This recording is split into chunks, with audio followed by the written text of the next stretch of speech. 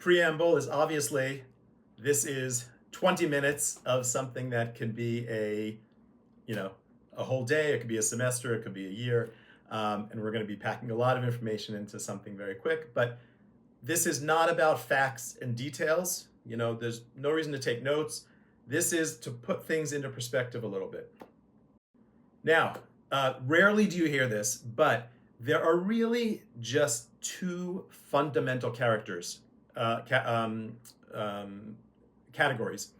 material in the Torah. And the clue that we can use to guide us what these two are looking at the Ten Commandments. The first half of the Ten Commandments are between God and man, right? You should have no other gods before me, don't worship idols, observe the Sabbath as a remembrance of the fact that I created the earth. So the first half of the Ten Commandments are between man and God. The second half are between man and his fellow man. Don't kill, don't steal, the relationship between man and society. Okay, we can call them ethics and morals. Basically, the entire Torah can be split into these two categories. That's it. The notion of morals and ethics between people was actually very, very novel. It's probably the most innovative, revolutionary thing in the 5 books of Moses. Why? At the time, it didn't exist. Morals and ethics did not exist in terms of ideals of how man should relate to other people, how to build a good society. For instance, the Egyptian exodus, when we talk about the Jews leaving Egypt, was massive, was absolutely world-changing. Why? Because you had a class system. The entire world worked on a notion of having the leaders, the elite. You'd have nobility, you'd have the regular class, and you'd have slaves. Until the Greeks, we know that this existed. For the Jews to leave Egypt and to go from a status of slaves to become free people, it didn't exist. It's something that we sort of don't realize how big a deal that was. The Bible, the 5 books of Moses, are essentially split into these two categories. And the ones between man and fellow man, how to build the society, everything from what happens if you injure someone, how to give charity, how to treat slaves. There are slaves in the Bible, but they're not chattel. They're not something that you own. It's someone who was down on his luck, didn't have any income, and you could take them as a slave, but there are a lot of laws. You have to free them after 7 years, no matter what. You have to pay for their food. You have to take care of them. You're not allowed to injure them. There are laws about when you go to war. If you just planted a vineyard, you just built a house, you're absolved. You don't have to go to war. All of these rules are how to build a society that's fair, that's where people take care of each other, where you can't harm someone because of their class. Now we can compare it to Hammurabi's Code, right? Which at the exact same time, in Babylon, written by a man in order to enforce a society. Up till now, it's sort of similar. But there, the book is all about retribution. It's how to get back at someone who does something to you, or how the system can get back at someone else. Also, it was divided into the slaves and nobility. And if you were a slave and you hurt a noble, you would be punished in a different way. You'd have your arm cut off, for instance. Whereas if you were a noble, you were allowed to hurt a slave. So the Torah was revolutionary in creating this world of social, moral, ethical laws. There's no other text that had anything like that, and there wouldn't be for centuries. Now, if we say that's all core, and the Torah, I would argue, is really a social book about what to do here and now, what about all this God stuff? Why do we have all this coverage of sacrifices and holidays that commemorate coming out of Egypt? That gives the authority to the people side of it. If you erased all of that and we just had a happy, democratic, everybody loves everyone else and takes care of everyone, it would be great, like the Hammurabi codes. However, there's no authority to it, meaning that everyone could then interpret it in whatever way they want. So the commandments in the Torah in that second half that are about God, it's not an ego thing for God. It's once you have this sense of authority, and once you have a central place. When Hammurabi died, his entire code fell apart. It was no longer the guide because the person who wrote it wasn't there. Once you have God writing this from above, and we have this notion of all of the social laws and all of the people laws and everything where you have to take care of someone else, it's not out of the goodness of your heart. It's because it's part of the system. Now, what isn't in there? Okay, those are the two pieces that are there. Everything, even the forefathers, story of the forefathers, are either how they relate to God in their obedience and their sense of I have to listen to these rules and regulations, or it's how they took care of other people and how they dealt with other people. They were flawed people. Isaac, Abraham, Joseph, all of the different stories, Judah, the stories in Genesis are all about these two categories, and you can categorize them into either one of them. It's fascinating. Now, what's not here, which is very, very interesting? Heaven and the afterlife. There's nothing in the 5 books of Moses about what happens afterwards. There's no sense of do all these things so that you'll go to heaven, right? That was added later on by both in the Christian world and the Muslim world. There is no mention of the afterlife, of heaven, of anything else. In other words, the Bible as we have it in the 5 books is here and now. You have however many years you have to live, you need to do it right, and you need to do it with the things that are right there in front of you, with your fields, with your money, with your animals, with things that are very concrete. So the Bible is a very, very almost non-spiritual, from that perspective, book of practicality. Now, that's what's in it and what's not.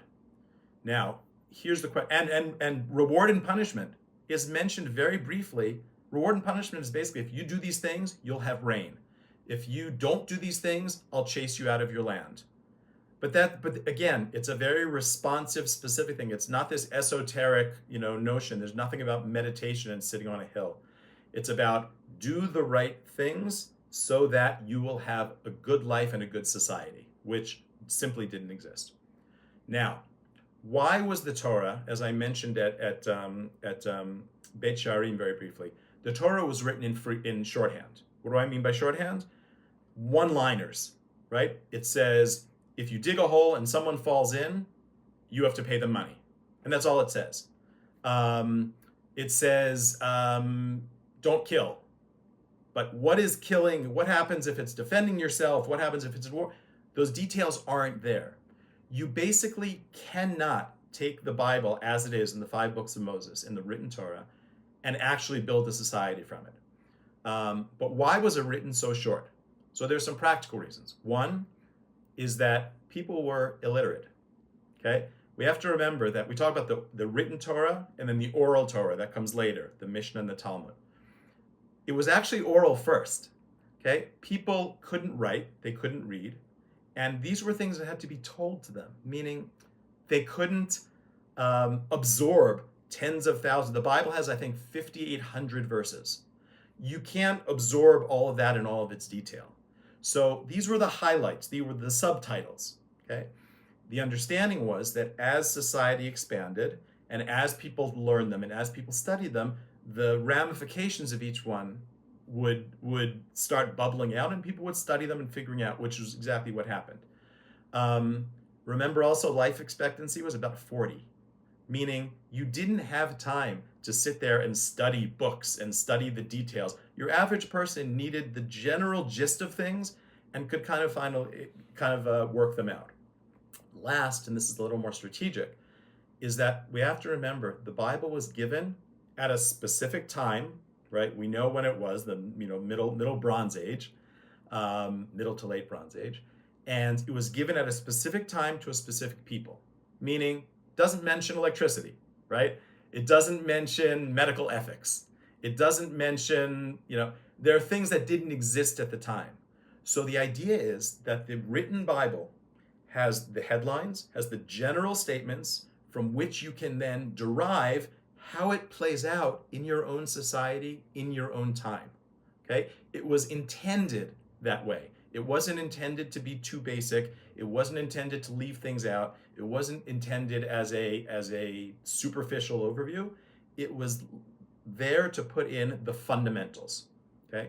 Now, that brings us to the third section, which is extension and expansion, which we've learned a little bit about. The Mishnah basically says, now let's work out the situations. So let's go back to our digging a hole. The Torah says, if you dig a hole and someone falls in, you have to pay some kind of damage. Well, the Mishnah then says, okay, well, let's start asking the questions.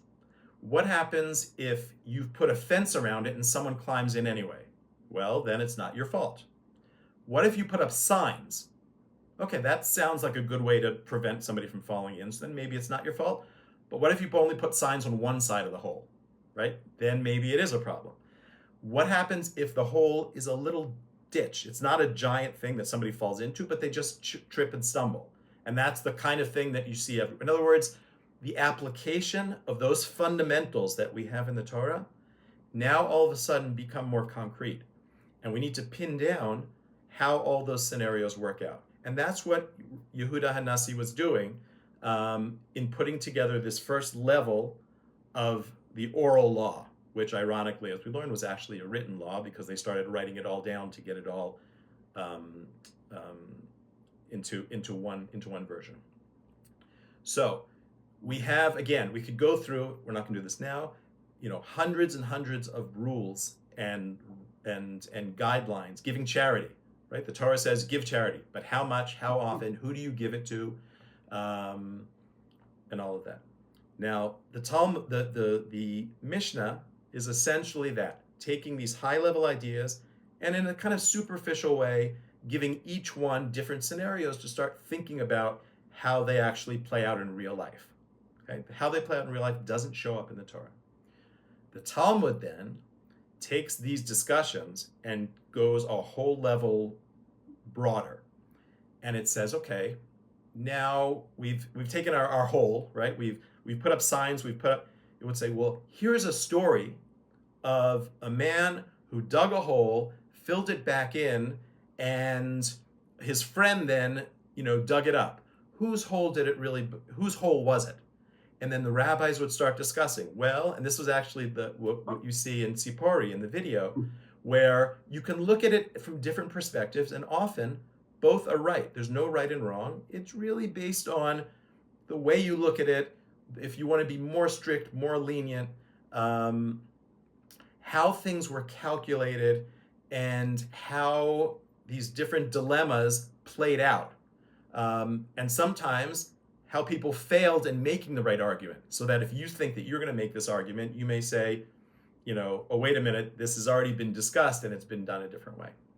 So the Mishnah and the Talmud were just two levels of taking this very superficial, bare bones set of 613 commandments, some negative, some positive, don't do this or do this, and seeing how it really works in the real world. Now, the Talmud, when the Talmud was finished, we ended up with sort of this, I don't have a different room, but a bookcase of about 50 volumes, and they're very detailed, and they each have commentaries inside to explain them. That wasn't the end of the oral law. The oral law then had a couple of different generations of people who would comment on the Talmud and start saying, and start expanding on that. It becomes almost like an exponential tree, with each generation getting broader and broader. When we talk about the oral law technically includes this video right now. In other words, the oral law is this expansion and discussion. Every day today, rabbis are asked questions. A lot of them will record their answers or write them all down and then publish a book. That's all technically considered this next generation of the oral law. Now, every community, every time period, every individual has different permutations of it. But what we call rabbinic Judaism today, and this becomes very important in our next section in another 40 seconds, different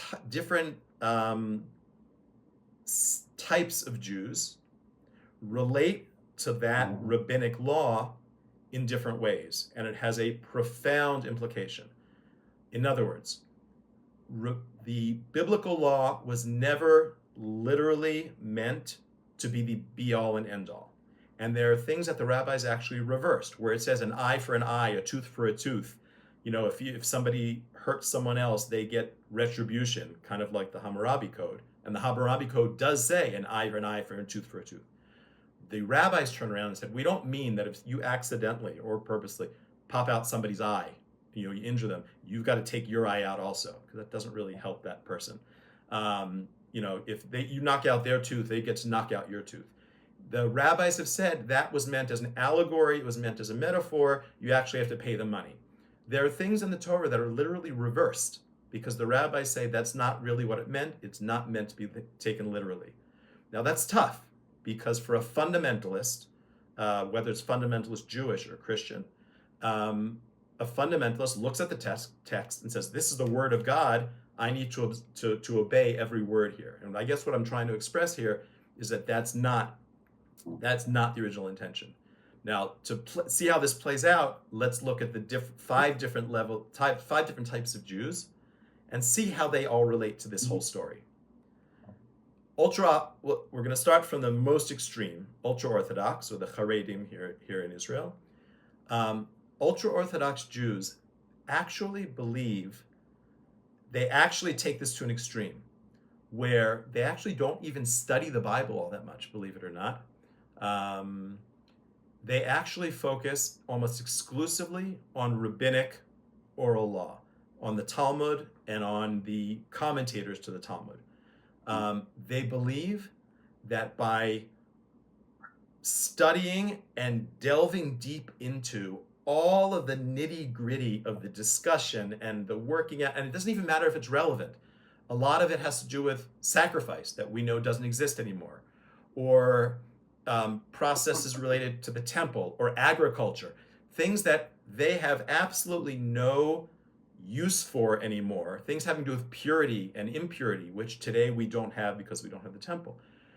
Digging into those details is studying the Word of God in its ideal, meaning that they also detach themselves away, and we know this from the debates today about serving in the army and being in the workforce and all of that.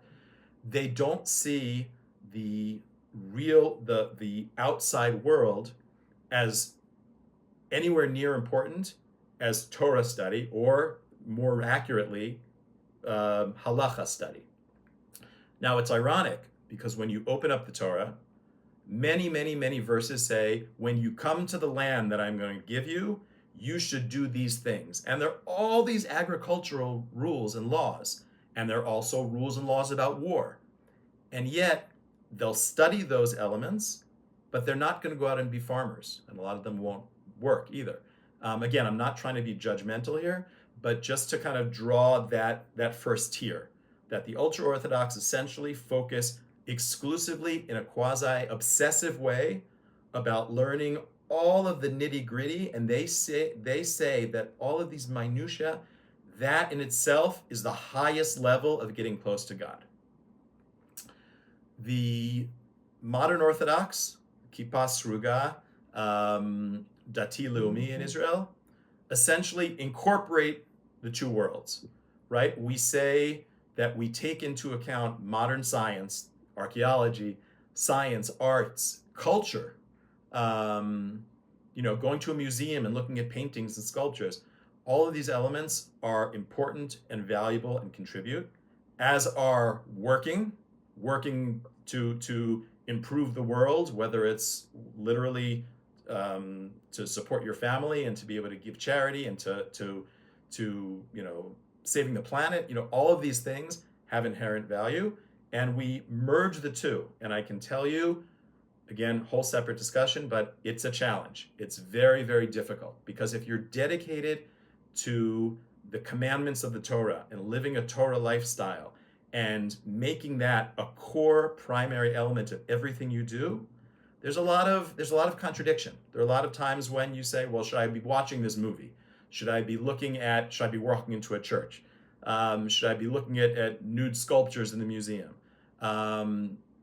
Should I be studying Torah instead of watching TV? There are a lot of very, very tough things.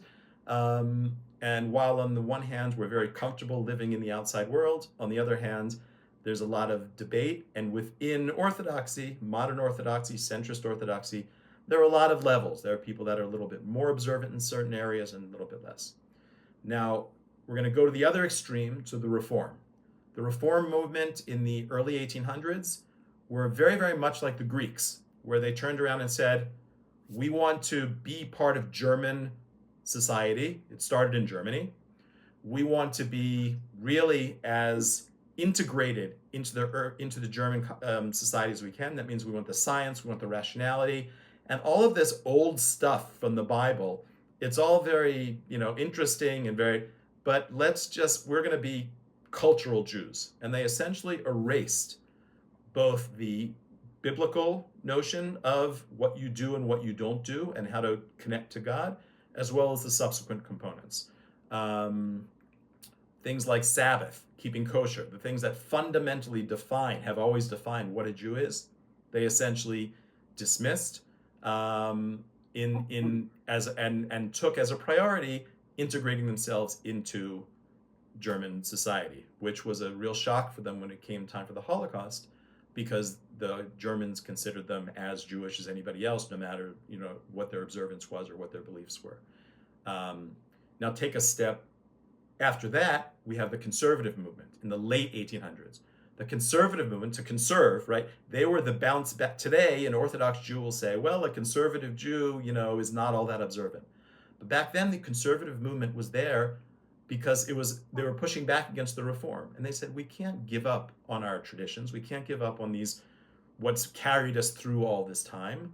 You know what? You're right that some of the rules from the rabbis, we should modernize, we should rethink, we should rework, we should think of more modern ways to take them on. The rabbi said, you can't drive a car on the Sabbath, you can't light electricity, but electricity isn't really a fire and it's not cooking, so the conservative movement basically was about modernizing and taking the guidelines of Judaism and trying to figure out how to continue it without giving it all away, the way the Reform were, but at the same time, without being very, very stuck to old traditions. And then last, we have what we call the Reconstructionists or the Humanists, secularists, who essentially put mankind in the middle, say this Judaism has to be about kind of like what we were talking about in the beginning, taking God out of the equation and saying we have to be good people, we have to save the planet, we have to take care of each other, good, ethical humanists.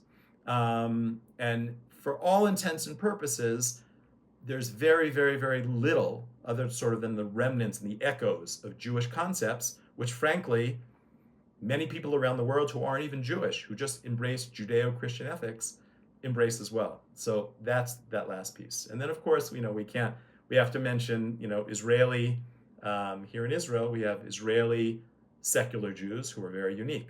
We live in a world where the archaeology, the history, the culture, everything is all around us. The holidays are there, the language is Hebrew, and, I don't need to tell, this group, as we're all surrounded by a lot of, these types of Jews, they're sometimes fiercely connected to their Judaism.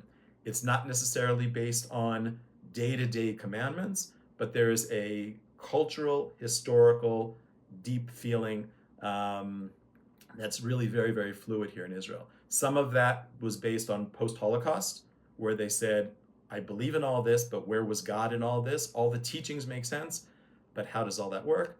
And some of them released it because it was a diaspora thing. When we were out living in Morocco and France and Italy, we needed to be obsessive about all of these rules and regulations. But you know what? Today we have a different situation. And in America, when your child decides he's not going to be observant, you can pretty much, dismiss he's no longer going to be part of the Jewish nation within a generation or two. Here, obviously, that's not, that's not the case. So that's it. 24 minutes. Sorry. But those are the fundamentals, I think, of the evolution and how we look at those two different sections, starting from connection to God and connection to man. And at the end of the day, if you look at everything related to halacha, everything related to Jewish law, At the end of the day, and this is the reason that, a good chunk of the world embraced Judeo-Christian ethics, and that is, it's about how we treat each other, how we take care of each other, which we take for granted today. It's the most natural thing in the world. But at the time, 3,000 through 3,500 years ago, there was nothing like it whatsoever, and that was the revolution.